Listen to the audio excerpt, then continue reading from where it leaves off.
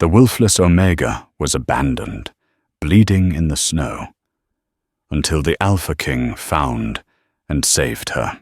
Nerissa watched the ink run as the snow began to fall, but she didn't need to read it to know her fate. The guards were already coming up the path, their torches hissing in the wind. "Don't struggle," the captain muttered, gripping her arm not with malice, but with a soldier's grim duty. It's a mercy, really. Better the cold takes you than the shame. They left her at the edge of the dead man's mile, with nothing but the clothes on her back and a dagger she couldn't use. "If you're lucky," he said, mounting his horse, "the wolves will find you before the frost does." He was right. But he was wrong about which wolves. The cold was not a thief. It was a sculptor. It chipped away at Nerissa, removing the sensation in her fingertips first, then her toes, then the deep, dull ache in her chest, where her heart beat a frantic, lonely rhythm. She lay curled in the shadow of a jagged pine, the white expanse of the Ironshore territory stretching out like a burial shroud. The wind here didn't just blow, it screamed, tearing through the thin fabric of her dress, seeking the heat of her blood. Nerissa closed her eyes, her lashes heavy with ice. Wolfless. The word had been branded onto her soul since she was a child. In a world governed by the moon and the shift, she was static, human, frail, a genetic dead end in the mighty Ironshore bloodline. Her father, the Alpha, had finally grown tired of the embarrassment. A political liability, he had called her this morning, right before he signed her death warrant. She waited for the fear to consume her, but what came instead was a strange, heavy peace. Hypothermia, she realized dimly. The final mercy. No more sneers, no more sleeping in the ashes of the hearth to steal warmth. Just the white. Thump, thump, thump. The ground vibrated against her cheek. Nerissa's eyes fluttered open. The wind howled, masking the sound. But the earth didn't lie. Something heavy was moving through the deep drifts. Not a deer. Not a lone scaven. The rhythm was coordinated, heavy, militaristic. A pack. She didn't have the strength to hide. She could only watch as the curtain of snow parted. They emerged like nightmares, spun from ink. Wolves.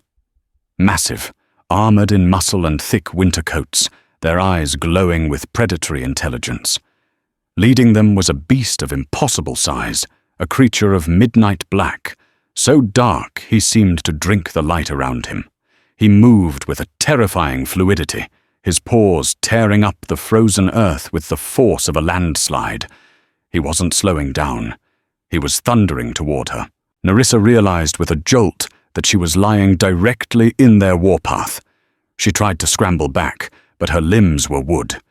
She let out a dry, rasping gasp. The sound lost to the gale. The black wolf skidded, snow spraying in a violent arc, stopping inches from her face.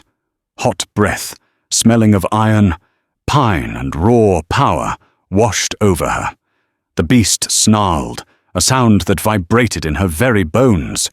He wasn't looking at her like prey, he was looking at her like an obstruction on his road. Then the shift took him. It was violent and fluid, the audible cracking of bones and reshaping of flesh happening in the blink of an eye. Where the wolf had stood, a man now loomed. He was terrifying. Standing well over 6 feet, with broad shoulders that blocked out the pale sun, he wore the heavy, dark leathers of the northern kings. His hair was the color of a raven's wing, wet with melted snow, clinging to a face carved from granite. But it was his eyes, storm grey, flecked with gold, that pinned her to the ground. Constantine Fairhill, the Alpha King of the North, the butcher of the Greystone Rebellion. The monster mothers used to frighten their pups into obedience. He looked down at her, his expression unreadable, devoid of pity.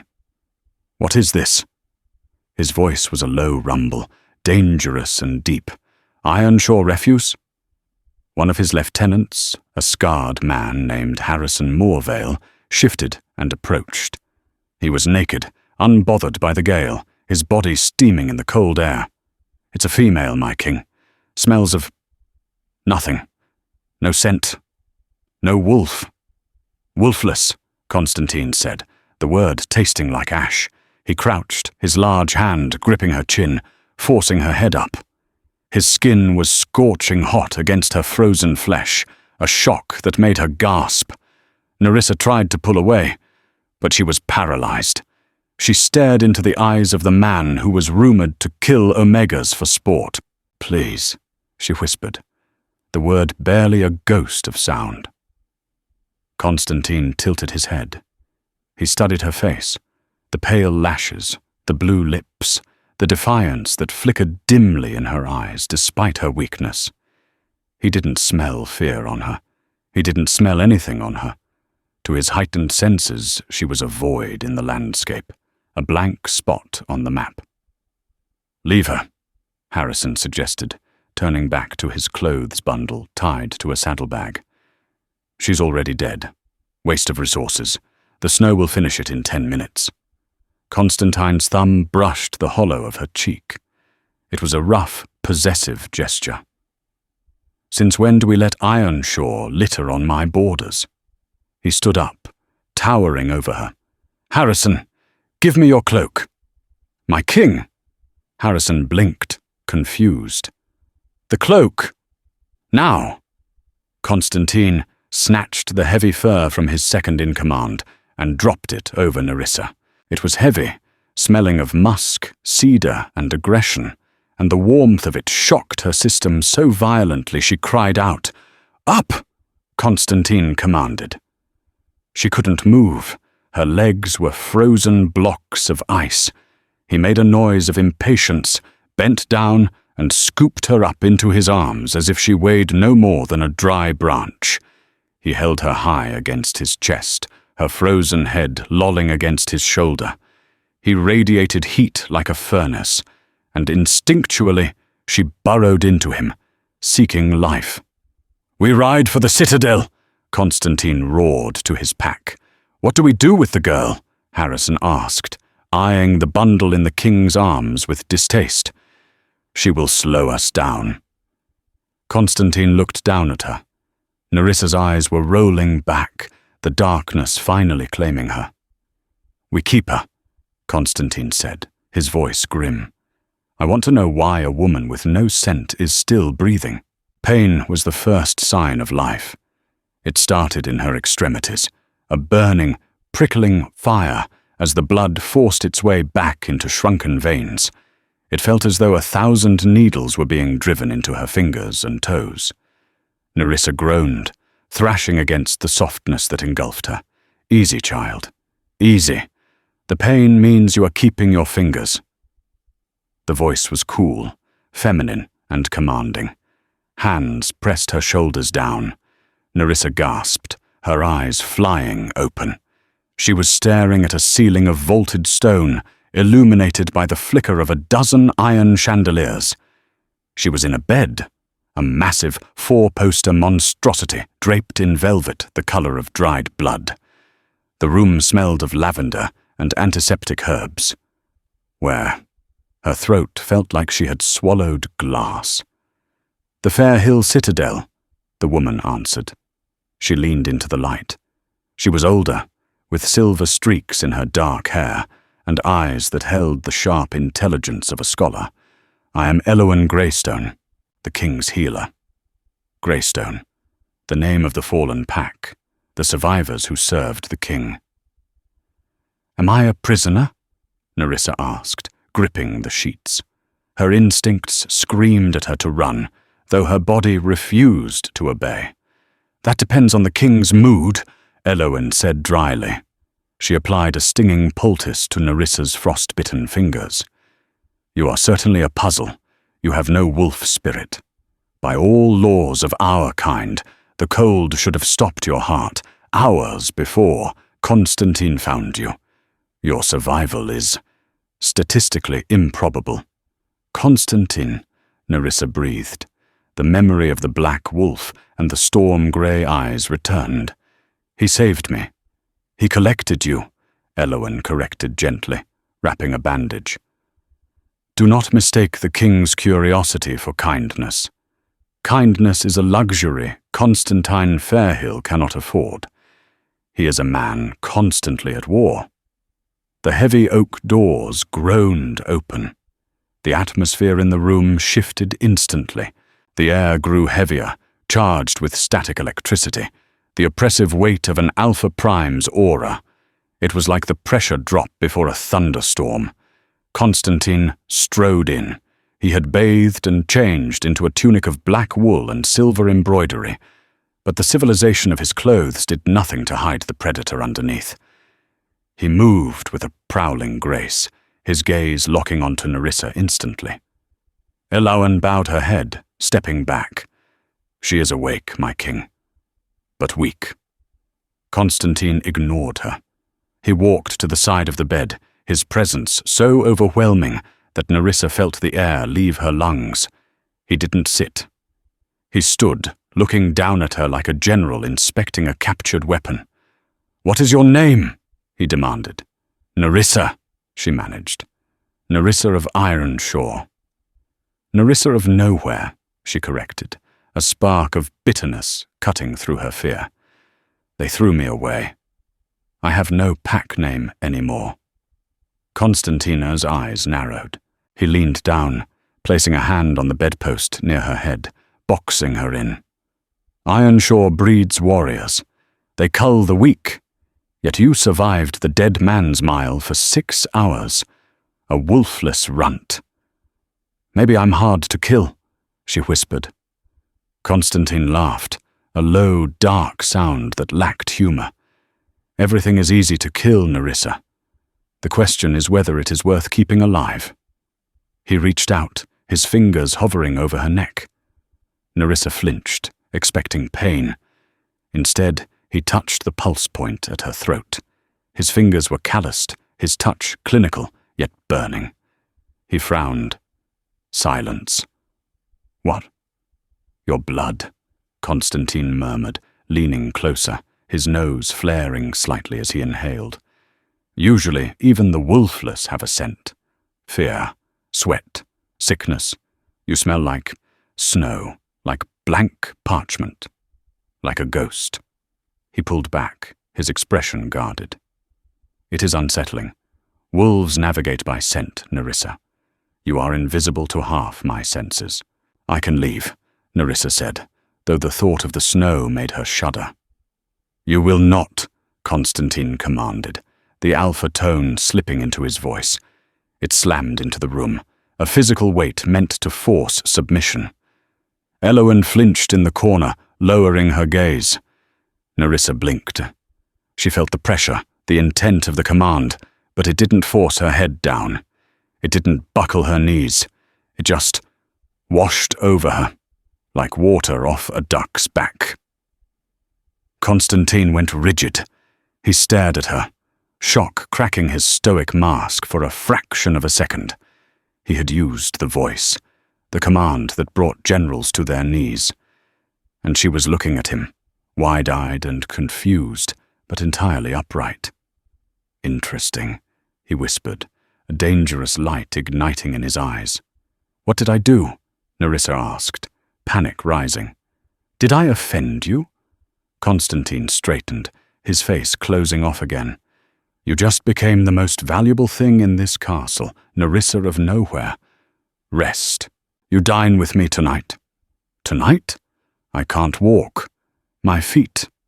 "Then crawl," Constantine said, over his shoulder as he strode toward the door, "or I will carry you again. But be at my table at sundown. I want to see what happens when I throw a ghost into a den of vipers." The dress Elowen provided was beautiful, a deep emerald silk that clung to Nerissa's starved frame. But it felt like a funeral shroud. It was cut low in the back, exposing the vulnerability of her spine, and the color marked her as something other than the blacks and greys of the Fairhill court. "He is testing you," Elowen whispered, as she pinned Nerissa's hair up. exposing the long, elegant line of her neck. The court will be there, the generals, and her. Her? Nerissa asked, gripping the arms of the wheelchair Eloin had procured. Vincentina Stormcrest, Eloin said, the name dripping with distaste. The Alpha of the Western Reach. She is courting the king, in her own aggressive way. She does not like surprises, and she despises weakness. Nerissa looked in the mirror. She looked pale, ghostly, her large hazel eyes too big for her face. She didn't look like a threat to an alpha female. She looked like a snack. When the guards wheeled her into the great hall, the conversation died instantly. The hall was a cavernous space of stone and shadow, warmed by roaring fireplaces large enough to roast a stag whole. Banners of the Black Wolf hung from the rafters.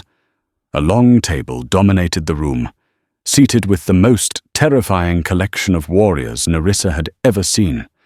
They were laughing, drinking, tearing meat with their hands, until they saw her. At the head sat Constantine. He sat on a high-backed chair carved from blackwood, a goblet of wine in his hand. He looked bored, his gaze distant, until it landed on her. To his right sat a woman who could only be Vincentina. She was stunning, a Valkyrie with hair like spun gold and eyes like shards of blue ice.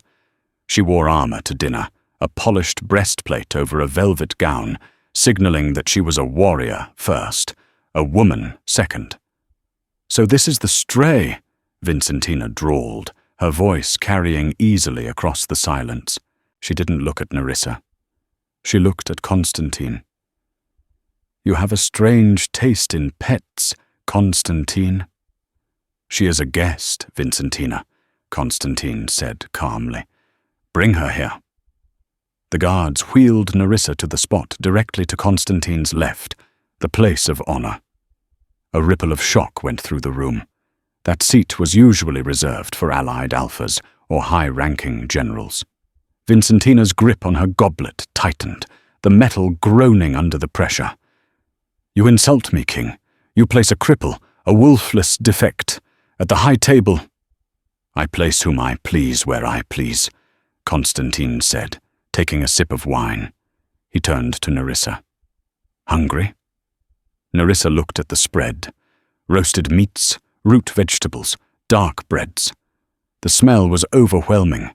Her stomach roared, betraying her. "Yes. Eat." Nerissa reached for a roll with trembling hands. She could feel the eyes of the court on her. They were wolves, apex predators, and she was a rabbit in their den. Every movement she made felt scrutinized. "She has no scent," Harrison Morvale spoke up from down the table, eyeing her suspiciously. "It's unnatural. Are we sure she isn't a spy? A witch? Ironshaw is known for their tricks." "She's Ironshaw's daughter," Constantine said, though they were foolish enough to discard her. "Because she is broken," Vincentina spat.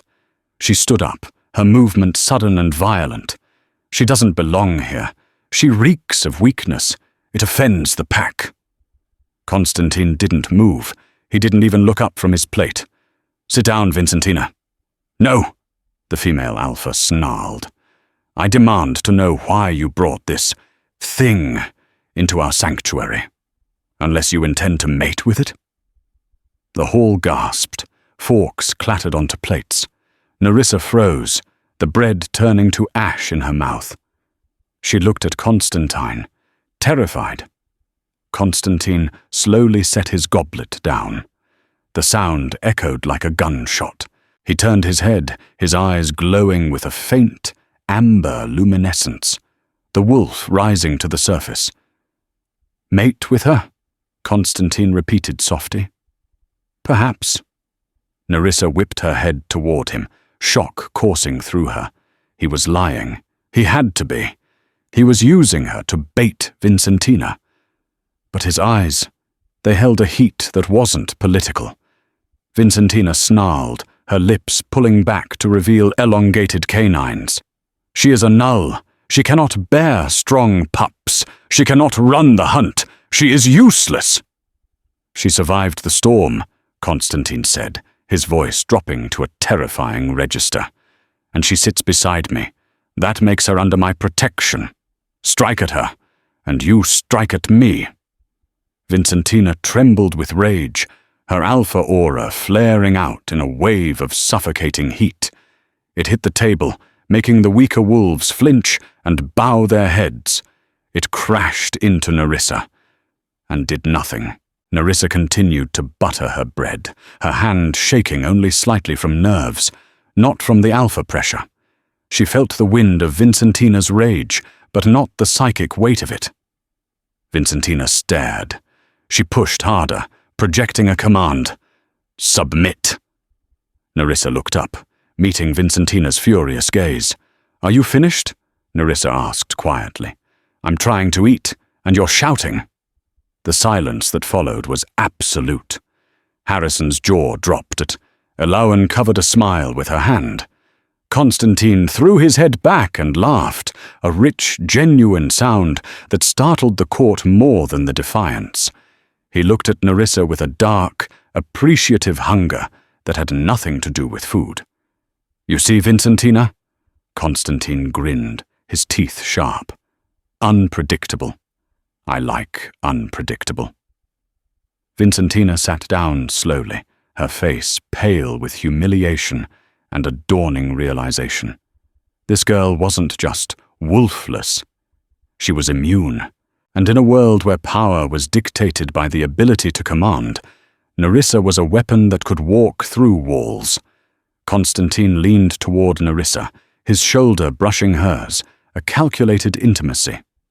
"Eat up, little ghost," he whispered against her ear, sending a shiver down her spine that had nothing to do with the cold. "You're going to need your strength. The game has just begun." The days in Fairhill Citadel were measured not in hours, but in heartbeats of terror. Constantine did not send Nerissa back to the healers. Instead, he moved her into the chambers adjacent to his own, a suite of rooms filled with books, maps, and the lingering, omnipresent scent of cedar and rain that was his signature. It was a gilded cage, but a cage nonetheless. He was testing her. Every day brought a new trial.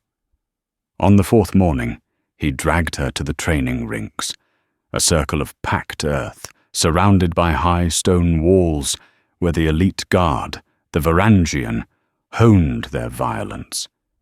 The air smelled of sweat and blood. Nerissa stood shivering in the biting wind, wrapped in a fur cloak that was far too large for her. Harrison Moorvale was there, along with a dozen other shifters, stripped to the waist, their bodies steaming in the cold. "Again," Constantine ordered. He stood behind Nerissa, his hands resting heavily on her shoulders. He wasn't holding her up. He was anchoring her. Harrison stepped forward, his eyes flashing a neon amber. He opened his mouth and unleashed a roar that was less sound and more concussive force. It was the Alpha Roar, a sonic weapon meant to paralyze prey and force submission in lesser wolves. Around the ring, seasoned warriors flinched. A young serving boy near the gate dropped a pitcher of water, falling to his knees, his neck bared in instinctual surrender. Nerissa just blinked. The wind of the shout blew her hair back, but her heart rate didn't spike. She didn't feel the crushing urge to kneel. She just felt annoyed. "Nothing," Harrison panted, wiping sweat from his brow.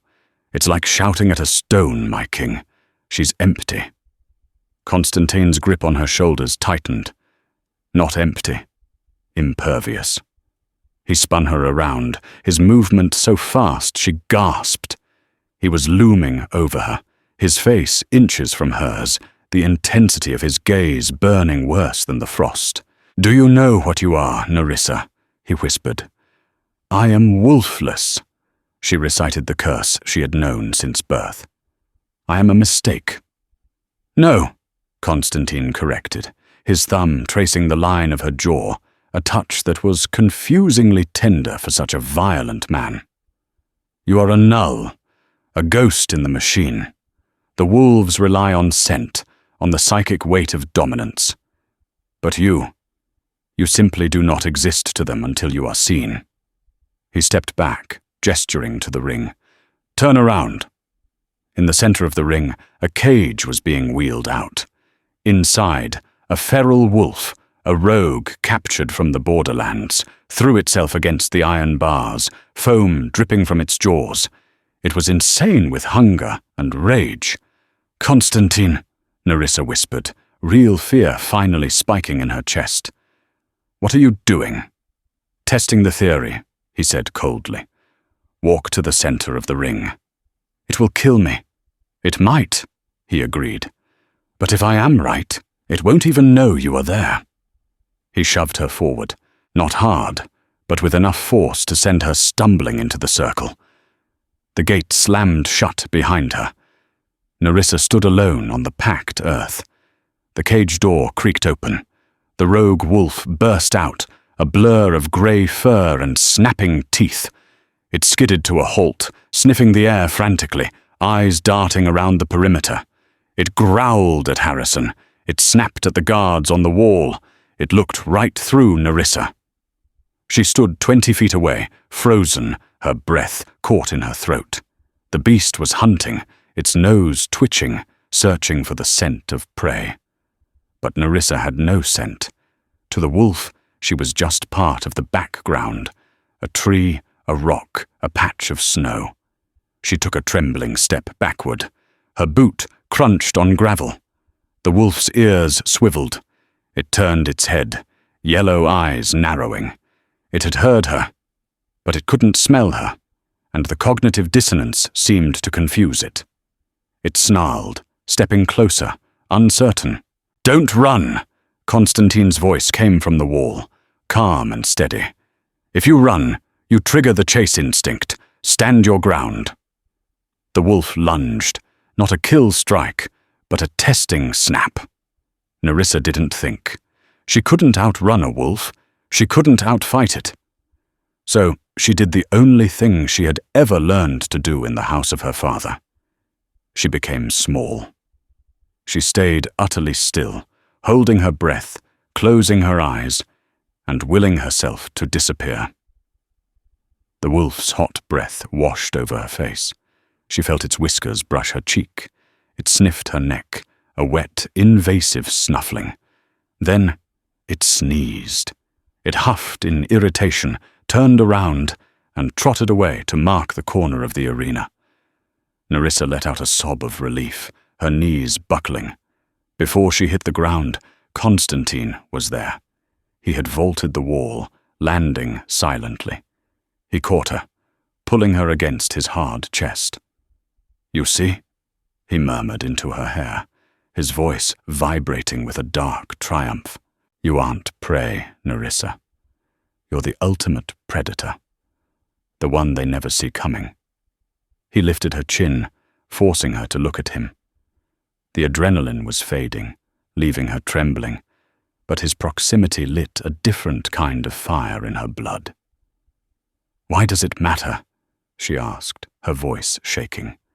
"Because," Constantine said, his eyes darkening to the color of a bruised sky.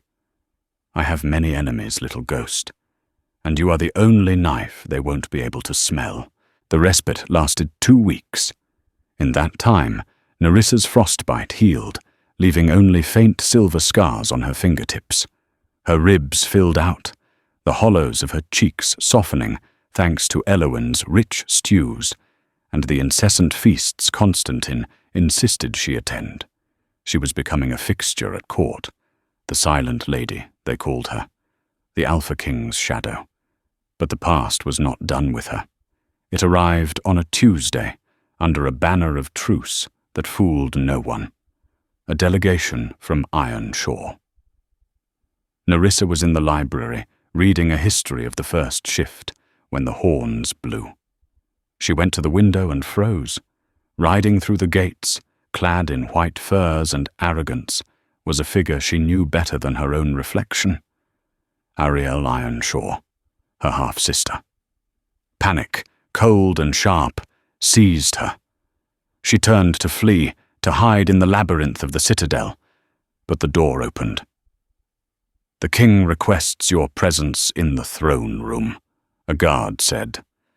He looked at her with pity. Everyone knew where she had come from. Nerissa smoothed the skirts of her midnight blue gown, a gift from Constantine, and lifted her chin. She was not the girl in the snow anymore. She was the ghost who walked through wolves. The throne room was tense. The Fairhill wolves lined the walls, hands on hilts, while the small Ironshaw delegation stood in the center. Ariel looked bored, checking her nails, until Nerissa walked in. For a moment, Ariel's mask slipped. Shock, pure and unadulterated, widened her eyes. "You," Ariel breathed. "You're supposed to be dead." Nerissa walked past her, ignoring the urge to flinch, and took her place at the foot of Constantine's dais. He sat sprawled on his throne, looking dangerous and bored, but his eyes tracked Nerissa's every movement. "Supposed to be," Constantine drawled, "is a concept for lesser beings, Ariel. Your sister proved resilient." "She is not my sister," Ariel spat, regaining her composure. "She is a genetic failure, a drain on resources." "And yet," Constantine said, leaning forward, "you rode 3 days through a blizzard to claim her." Ariel's smile was thin and sharp. "My father, Alpha Ironshaw, has had a change of heart. He worries for Nerissa's soul. He wishes her returned to the family crypts, to be buried with dignity." "Buried?" Nerissa spoke up, her voice ringing clear in the hall. "You mean you want to finish what the cold failed to do?" Ariel turned on her, her eyes flashing gold. "You shut your mouth, you defective little—" "Careful," Constantine's voice cut through the air like a whip crack. He didn't shout, but the temperature in the room seemed to drop 10 degrees. "You are speaking to a member of my household." "She is Ironshaw property," Ariel shrieked, losing her cool. "She belongs to us. You cannot keep her, Fairhill. It's an act of war." Constantine stood up. He descended the stairs slowly, step by step, until he towered over Ariel. She shrank back, her wolf instincts screaming at the proximity of an Alpha Prime. "War?"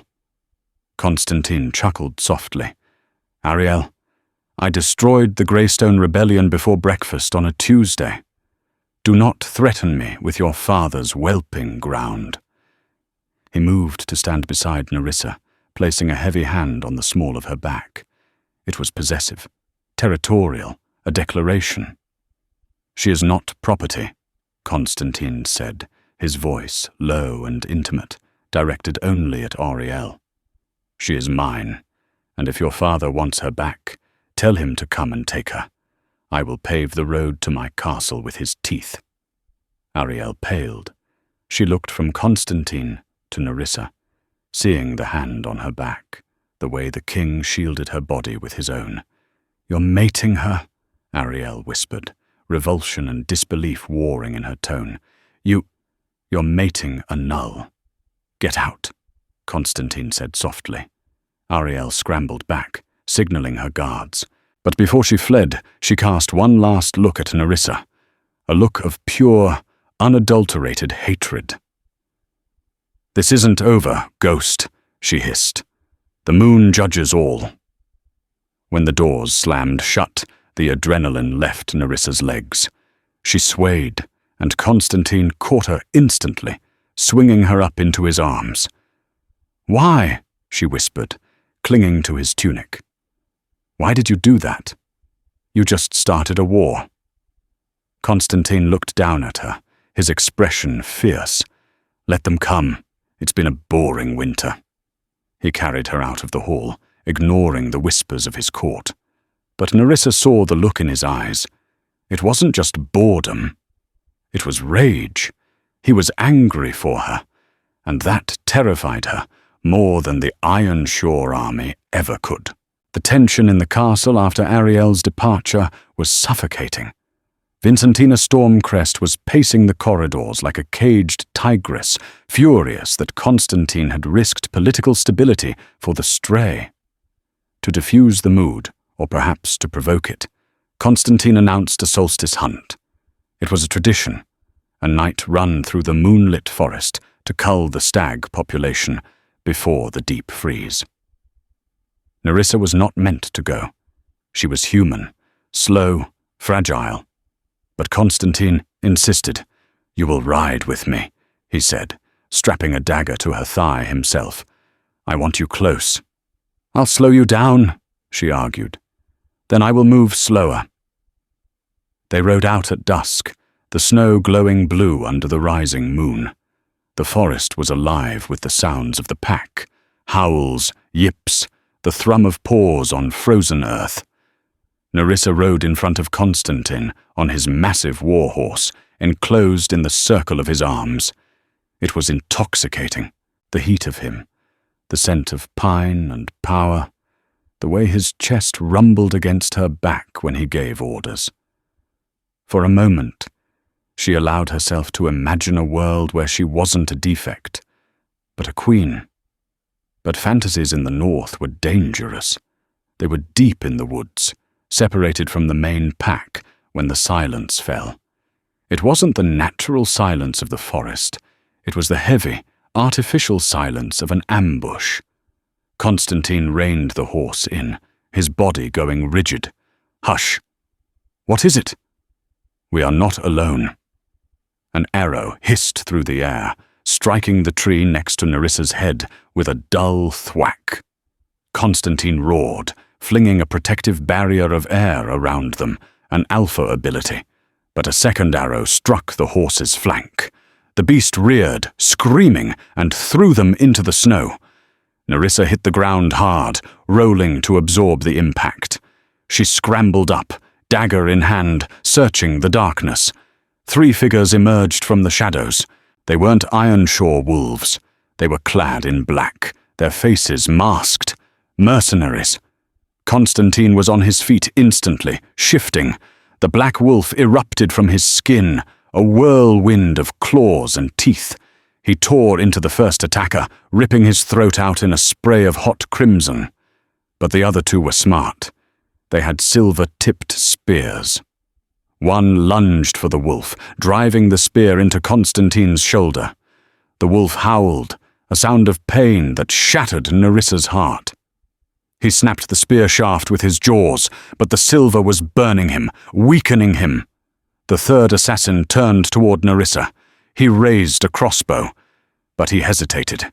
He was scanning the tree line, looking for the alpha's mate, expecting a wolf. He was looking for a scent, a growl, a shift of magic. He didn't see the small, pale girl standing in the shadow of the oak tree. He looked right past her, a ghost in the machine. Nerissa didn't think. She didn't breathe. She just moved. She stepped out of the shadow, closing the distance in 3 silent strides. The assassin was still squinting into the darkness when she drove her dagger into the gap between his neck and shoulder armor. He gurgled, dropping the crossbow, grabbing at his neck. Nerissa ripped the blade free, hot blood spraying her face. She felt sick, but she didn't stop. The second assassin, the one engaging Constantine, heard the body fall.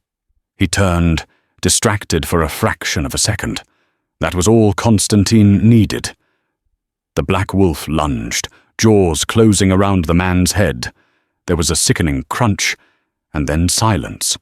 Constantine stood panting, blood, both his and theirs, staining the snow. He didn't shift back immediately. He limped toward Nerissa, the silver tip still embedded in his shoulder. He looked at her. Really looked at her. She was covered in blood, shaking violently, clutching a dagger. She had just killed a man. The wolf whined. He pressed his massive head against her chest, smearing blood on her white tunic. It was a gesture of submission, of gratitude. Nerissa dropped the knife and buried her hands in his fur, sobbing, "You're hurt." The shift took him slowly, painfully. Constantine collapsed into the snow, naked and bleeding, the spearhead jutting from his deltoid. "Nerissa," he rasped, his hand gripping her ankle. "Pull it out." "I can't," she wept. "It will kill you. The silver is poison," he gritted out. "Do it." She straddled him, her hands slippery with blood. She gripped the broken shaft. "I'm sorry, I'm so sorry." "Do it!" She pulled. Constantine screamed, a raw animal sound that echoed through the trees. The metal slid free, followed by a rush of dark blood. He slumped back, his eyes rolling shut, his breathing shallow. Nerissa pressed her hands over the wound, desperate to staunch the flow. "Stay with me. Please, Constantine, stay with me." His eyes fluttered open. They were hazy, the gold flecks dim. He reached up, his bloody hand cupping her cheek, smearing red across her pale skin. "You saved me," he whispered, wonder softening the pain in his voice. "My little ghost, you saved me." "Help is coming," she promised, though the woods were silent. "Just hold on." "Nerissa," he murmured, his thumb brushing her lip. "If I die, you won't die." "If I die," he insisted, his voice fading. "Know this. You were never wolfless. You have the heart of a queen." His hand fell away. "Constantine!" she screamed, her voice cracking the frozen air. But the King of the North did not answer. The snow began to fall again, covering the blood, covering to the bodies, threatening to bury them both in the white grave she had escaped once before. The citadel, usually a fortress of noise and iron, had become a tomb. The silence was heavy, pressing against the eardrums, broken only by the crackle of the hearth in the royal chambers. Constantine lay on a bed of furs, his body a landscape of ruin. The silver-tipped spear had done more than pierce flesh. It had introduced a rot that was spreading. Black veins, like ink spilled on parchment, spider-webbed from his shoulder across the expanse of his chest, pulsing with a sickly rhythm that was out of sync with his heart. "He isn't turning," Harrison Morvale growled, his voice tight with suppressed panic. He paced the length of the room, his boots heavy on the stone, turning at the window like a caged tiger. "The healing factor is stalled. It's been 12 hours. He should be healing." Elowen Greystone stood over the king, her hands glowing with faint green restorative magic. Sweat beaded on her forehead as she poured her energy into the wound, but the magic sputtered and died against his skin, repelled by the dark alchemy of the poison. "The silver was laced with wolfsbane and necrotic ash," Elowen said, her voice trembling with exhaustion. "It's suppressing his wolf spirit. It has locked the beast in a cage of pain. Without the wolf to drive the metabolism, the man is just a man, and a dying one." Nerissa sat by the bed, her hand gripping Constantine's burning fingers. She hadn't slept. She was still wearing her tunic from the hunt, the fabric stiff with dried blood, his and the assassin's. She refused to leave. She refused to let go. "He needs an anchor," Elowen said softly, her eyes flicking to Nerissa. "Shifters heal through connection, through the pack bond. Usually, the Alpha draws strength from his lieutenants, from the collective will of the pack. But his wolf is too weak to reach out to us. He is drifting in the dark. He reached out to me," Nerissa whispered, her voice rough. "In the woods, when he was bleeding out. He called me a queen." Harrison stopped pacing. He looked at the small, fragile woman holding the hand of the most dangerous predator in the north. He had doubted her. He had mocked her scentlessness. But he had seen the dead assassin in the snow. He had seen her pull the spear when no one else could. "Then call him back," Harrison commanded, his voice cracking with desperate authority. "If you are his, make him stay. Drag him back from the edge if you have to." Nerissa looked at Constantine's face. It was grey, the strong jaw slack, the lips that had teased her only hours ago, now parted in shallow breaths. She felt a surge of anger, hot and fierce, cut through her grief. "Leave us," Nerissa said. Harrison hesitated. "Nerissa," I said, "leave us." The door clicked shut, leaving her alone with the dying king. Nerissa leaned down. She pressed her forehead against Constantine's fever-hot temple. She didn't have a wolf. She didn't have magic. She didn't have a telepathic bond. She had nothing but the stubborn, ragged refusal to be abandoned again. "You don't get to leave," she whispered into the silence, her breath mingling with the heat radiating from him. "You don't get to pick me up out of the snow. Show me a world where I matter, and then leave me alone in it. Do you hear me, Constantine Fairhill?" She moved her hand to his chest, right over the silent heart of the corruption. "That is cruel, and you are arrogant and violent and demanding, but you are not cruel." She closed her eyes, visualizing the man inside the monster. Not the king, but the person who had covered her with a cloak, the man who had laughed when she defied an alpha. "Come back," she demanded, her voice shaking. "I am not strong enough to do this without you. I am just a ghost, remember? I need my anchor. Come back, or I will come find you in the dark, and I will be very, very angry." She kissed his cheek, a soft brush of lips against rough skin, and then lingered near his ear. "Constantine, please." A low rumble started in his chest. It wasn't a growl. It wasn't the sound of a beast preparing to strike. It was deeper, more primal. It was a purr, a vibration of pure, possessive contentment that rattled through his ribs and into her palm. The black veins on his chest halted their advance. Slowly, agonizingly, the color began to shift. The angry red of the wound started to knit together, steam rising from the flesh as the alpha's metabolism roared back to life, fueled by the connection she had forged. Constantine's eyes opened. The gold in them was molten, glowing with a terrifying intensity that lit up the dim room. The grey storm was gone. Only the wolf remained. He didn't look around the room. He didn't look for a weapon. He looked at Nerissa. "You are loud," he rasped, his voice wrecked like gravel in a grinder, but undeniably alive. "Even when you whisper, you echo in my head." Nerissa choked on a sob, the relief hitting her so hard she nearly collapsed. She buried her face in the crook of his neck, smelling the scent of pine and rain returning to his skin, overpowering the sickness. His arms came up, weak, shaking, but steady enough to wrap around her. He pulled her down onto the furs with him, burying his nose in her hair. "I found the traitor," Constantine murmured against her scalp, his voice gaining strength with every heartbeat. "In the delirium, the scent came back to me. The assassins, they didn't smell of the wilds. They smelled of lavender and steel." Nerissa froze. "Lavender?"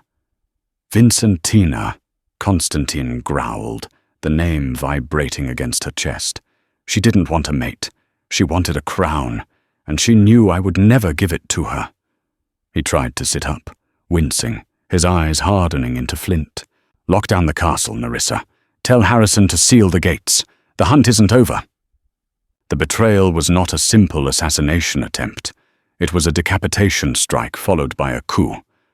As the sun began to set, painting the snow in hues of violent orange, the war horns of the western reach blew from the valley floor. Vincentina Stormcrest had not come alone. She had brought her army, 300 heavy cavalry wolves, and she had opened the gates from the inside before Harrison could trigger the lockdown. Chaos erupted in the courtyard. The clash of steel, the roar of shifting bodies, and the screams of the dying shattered the evening peace. Constantine was not fully healed. His left arm was stiff, his movement slightly lagging, but he refused to hide. He was armor-clad in black steel, a demon of war, leading the charge at the main keep. Harrison was at his flank, a blur of grey fur and violence, but the enemy had numbers, and they had position. "Archers!" Harrison roared, diving behind a stone pillar as arrows rained down from the upper battlements. Nerissa watched from the balcony of the royal chambers, her hands gripping the stone railing until her knuckles turned white. She saw the stalemate. The western wolves were holding the gate, while archers on the high tower, Vincentina's personal guard, were pinning the Fairhill wolves down in the killing field of the courtyard. She saw Constantine fighting 3 wolves at once. He was magnificent, a whirlwind of skill, but he was favoring his shoulder. Every parry cost him energy he didn't have. If the archers weren't stopped, Constantine would fall, and this time there would be no coming back. Nerissa looked at the heavy oak door of the safe room where Elowen had told her to hide. Then she looked at the dagger on her belt, the simple iron blade Constantine had given her. "You are the only knife they won't be able to smell." Nerissa didn't run to the safe room. She ran to the servants' stairs. She moved through the chaos like a phantom. The corridors were filled with the sounds of skirmishes. But she didn't engage. She walked past fighting wolves who were too focused on the scent of blood, adrenaline, and pheromones to notice a scentless girl in a dark cloak pressing herself against the tapestries. She was a void, a gap in their perception. She reached the tower door. It was guarded by a massive brute from Vincentina's pack, a shifter in human form holding a heavy mace. He was scanning the corridor, sniffing the air, his ears twitching. Nerissa stopped breathing. She waited until a crash from the floor below drew his attention for a split second. She walked right up to him. He didn't turn until she was 3 feet away, and by then, the cognitive dissonance of seeing something he couldn't smell delayed his reaction. He blinked, confused. Nerissa didn't hesitate. She ducked under his swing, slipped past his bulk, and entered the stairwell before his brain could fully register her presence as a threat. She climbed, her lungs burned, her legs shook, but the image of Constantine fighting in the snow drove her upward. She burst onto the battlements. The wind was howling here, masking the sound of her arrival. There were 6 archers, firing rhythmically into the courtyard. Leading them was Vincentina herself. She held a heavy weirwood longbow, the string drawn taut. She wasn't aiming at the soldiers. She was aiming at Constantine's exposed back as he battled a Western lieutenant. "Goodbye, lover," Vincentina purred, her eyes alight with a manic triumph. She never released the string. Nerissa didn't scream a battle cry. She didn't waste breath on speeches. She crossed the stone roof in silence, a shadow detaching itself from the night. She slammed her body weight into Vincentina's side just as the Alpha released the arrow. The bow misfired. The arrow skittered harmlessly off the stone parapet, sparking into the dark. Vincentina stumbled, spinning around with a snarl, reaching for her sword. When she saw Nerissa standing there, panting, wind-whipped and small, her eyes widened in genuine, baffled confusion. "How?" Vincentina gasped, sniffing the air frantically. "I didn't smell you. You weren't there." "I know," Nerissa said, her voice steady, despite the terror hammering in her chest. She held her dagger out, the metal gleaming cold in the moonlight. "You foolish, broken little thing," Vincentina laughed, the sound sharp and incredulous. She drew a short sword, the blade humming with energy. "You think you can fight an Alpha? I will snap you like a twig." "No," Nerissa said, taking a calculated step back toward the icy edge of the roof. "I can't fight you," Vincentina lunged, a blur of speed and lethal intent. Nerissa didn't try to block. She didn't try to dodge. She simply dropped. She threw herself flat to the icy stones. Vincentina's momentum was committed. She expected resistance. She expected a body to strike, to cut through. Instead, her blade sliced through empty air. Her boots hit the slick patch of ice Nerissa had spotted earlier. She flailed, trying to catch her balance, arms windmilling. But physics was the one law an alpha could not command. With a shriek of pure, undiluted rage, the Alpha of the West toppled over the low parapet. The scream was long, piercing the din of the battle, before it was cut short by a sickening, final thud in the courtyard below. Silence rippled outward from the center of the keep. It spread like a shockwave. The Western wolves stopped fighting, sensing the sudden, violent snuffing of their Alpha's life force. The bond snapped. Nerissa stood up on the battlements, shivering violently. She looked down. Constantine was looking up. He stood over Vincentina's broken body, his chest heaving, his sword lowered. He looked up at the tower, at the small silhouette framed against the massive white moon. He didn't speak. He threw his head back and howled. It wasn't a mournful sound. It was a sound of victory, of pride, of claiming. It was a song that told the world, "Look at what is mine."